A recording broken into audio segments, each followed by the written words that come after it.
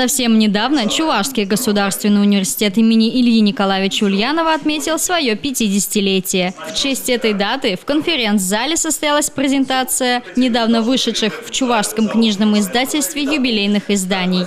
Монографии «Полвека на ниве образования» к 50-летию Чувашского госуниверситета и книги-альбома «Чувашский государственный университет имени Ильи Николаевича Ульянова. 50 лет».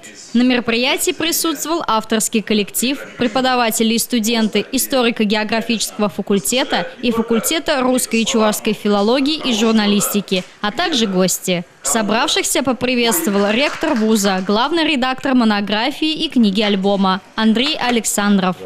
Речь идет о истории Чувашского государственного университета. И действительно, вы вот видите у меня в руках такую книгу, которая вот впервые появилась за все годы существования вуза. Наверное, 50 лет, полвека, не просто круглая дата, как мы говорим, а замечательный момент,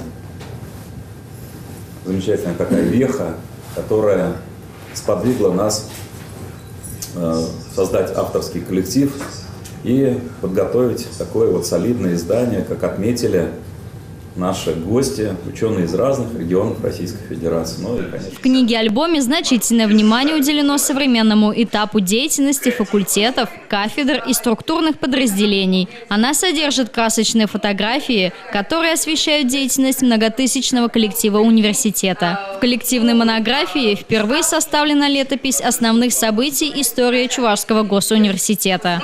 И мне бы хотелось сказать, что действительно тот альбом, о котором говорил Андрей Юрьевич, он действительно уникальный. Это такая коллективная фотография университета 2017 года. Всего было 6 различных юбилейных изданий издано, но никогда еще не было вот этой фотографии. Знаете, какой принцип авторский коллектив под руководством Андрея Юрьевича предпринял? Ведь когда мы берем это юбилейное издание, у нас вопрос, а я там есть?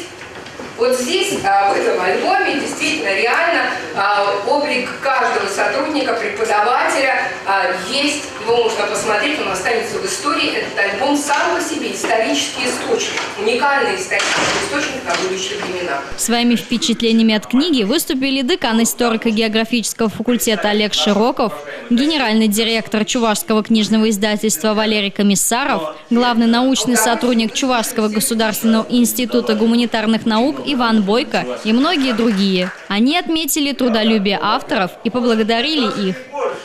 Ну, когда вот читал это еще в рукописи, да, понимаете, это здесь не просто слова абстрактные, какие-то смыслы, но это чувства. Чувства мои, как вот студента, как преподавателя, и вот за этими фамилиями, за этими людьми,